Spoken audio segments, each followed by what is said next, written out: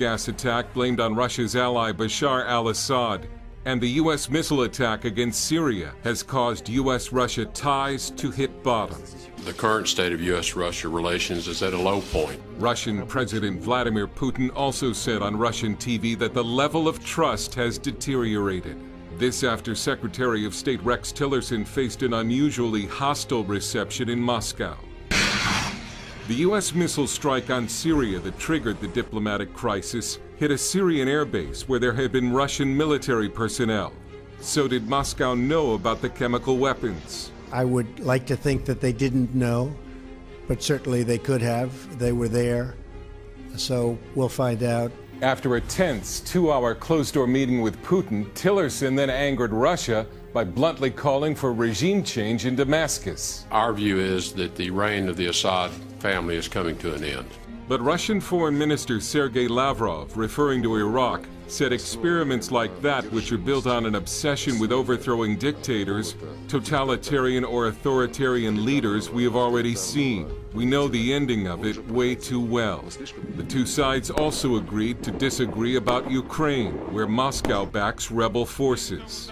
With relations between the two nuclear powers worsening, Google Trends reports internet searches for the term World War III have hit an all-time high. The world's two foremost nuclear powers cannot have this kind of relationship.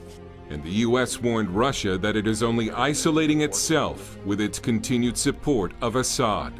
It's been an intense week of foreign policy for the Trump administration. First, the president ordered a missile strike on a Syrian airbase in response to a chemical weapons attack believed to be launched by the Assad regime on its own people. Then on Thursday, the United States dropped what's known as the mother of all bombs on eastern Afghanistan, targeting an ISIS cave complex. Last week, a U.S. Special Forces operator was killed in that area, which was laced with terror tunnels used by ISIS to target U.S. forces. This was another very, very successful mission. The 22,000-pound bomb is the biggest non-nuclear weapon ever used in combat by the U.S. Now the warning is being sent to North Korea. Don't even think about another nuclear bomb test. U.S. officials say it looks like the rogue communist regime of Kim Jong-un is planning a nuke test this weekend. North Korea is a problem. The problem will be taken care of. North Korea's got to change its behavior. The time for action is now. America's top military leaders say the situation is urgent because North Korea has sped up the pace of missile tests in the past 6 months. Monitors say the latest satellite images show a North Korean nuclear test site primed and ready. In response, the U.S. has moved an aircraft carrier strike group near North Korea. NBC News reports several senior U.S. intelligence officials say the U.S. is prepared to launch a preemptive strike with conventional weapons should leaders believe the rogue regime is on the verge of another nuclear weapons test. The Pentagon declined to comment on the NBC News report. Meanwhile, China is calling on all parties not to provoke and threaten each other. North Korea has already staged 4 ballistic missile tests this year, and despite warnings from the U.S. and China, North Korea's Vice Foreign Minister, Han Song-ryol, says his country will conduct another nuclear test, its 6th overall. Do you plan to conduct that test in the coming days? The nuclear test will take place at a time, at a place that the Supreme Leadership deems necessary. He accuses the Trump administration of provoking a military conflict by sending a Navy strike force to the Korean Peninsula and continuing U.S. military exercises in South Korea. Do you believe the United States wants to attack North Korea? If the U.S. comes up with a dangerous military option, then the first card is in our hands. We'll deal with it with our preemptive strike. This means war. So you're saying if you feel that North Korea is going to be attacked, you will use nuclear weapons? Of course. Poland has welcomed the deployment of a new multinational NATO battalion in the country's northeast. The country's president has called it a historic moment for his country.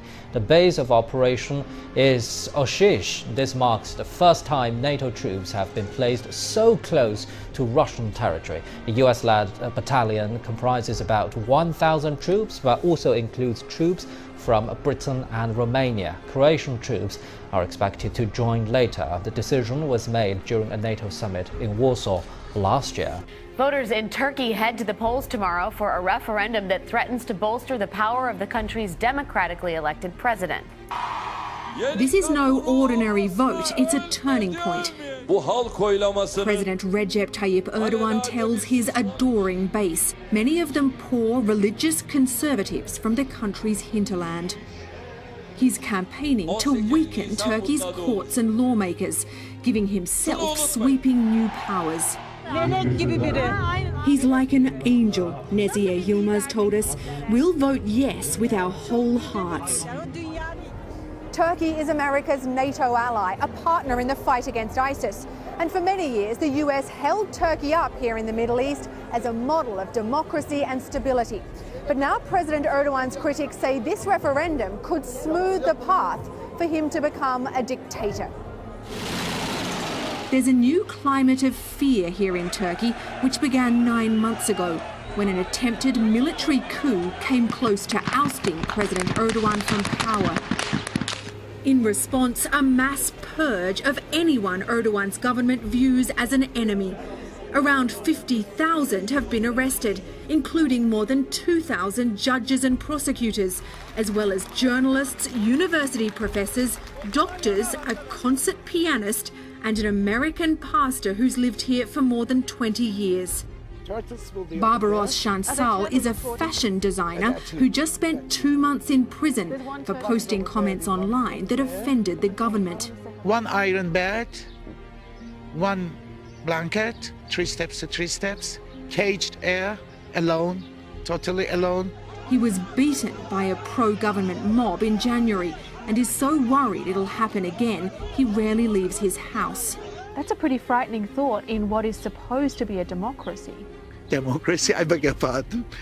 Are you saying Turkish democracy is finished? Almost. In Russia itself now, where one person has been rushed to hospital after an explosion in St. Petersburg, the country's second largest city. Eyewitnesses describe the explosion as being strong, comparing it to as if a truck has slammed into a wall.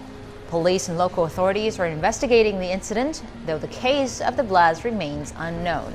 The incident comes after last week's suicide bombing that rocked the St. Petersburg metro and left 14 people killed and 50 others injured. Yet another show of U.S. military strength as the massive ordnance air blast, aka Mother of All Bombs, or MOAB, was unleashed for the first time on the caves of ISIS in Afghanistan. MOAB, short for Massive Ordnance Airburst, quickly became known as the Mother of All Bombs.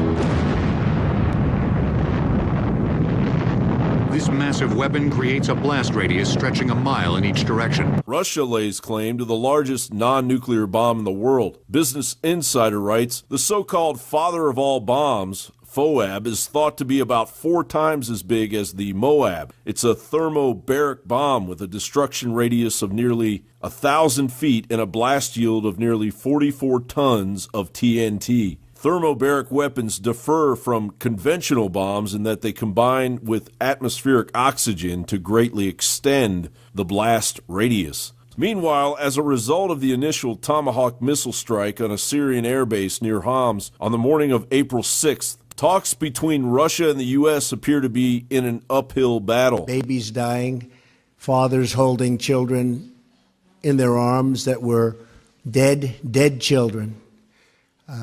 There can't be a worse sight, and it shouldn't be allowed. That's a butcher. That's a butcher. So I felt we had to do something about it. I have absolutely no doubt we did the right thing. So you think it's a fabrication? Definitely. 100% for us it's fabrication.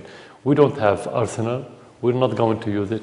And you have many indications if you don't have proof, because no one has concrete information or evidence. Eager to prove to the world that they have big bombs too, North Korea is reportedly ready to ratchet up its kiloton output for its 6th nuclear test to its own possible detriment. However, International Business Times writes, while North Korea nuclear tests did not trigger an earthquake, they do have the potential to make a volcano erupt. Sitting about 120 kilometers from where the test was carried out, Mount Paektu is an active volcano that last erupted in 1903. It was responsible for one of the largest and most violent eruptions in the last 5,000 years, the Millennium Eruption of 946 AD. A team of scientists from Yonsei University warned strong ground motions from explosions could disturb the magma chamber of the volcano. Their findings showed explosions with magnitudes of between 5 and 7.6 could cause overpressure in the magma chamber, triggering an eruption. North Korea's last nuclear test was estimated to have been in the 6 kiloton range. Anything could happen if the threats to detonate sometime during the North Korean Day of the Sun celebration are realized. However, China is now publicly displaying their arsenal, urging North Korea to end its race toward nuclear chaos. Where this all leads is anybody's guess. Crises there will continue to be. In meeting them, whether foreign or domestic, great or small, there is a recurrent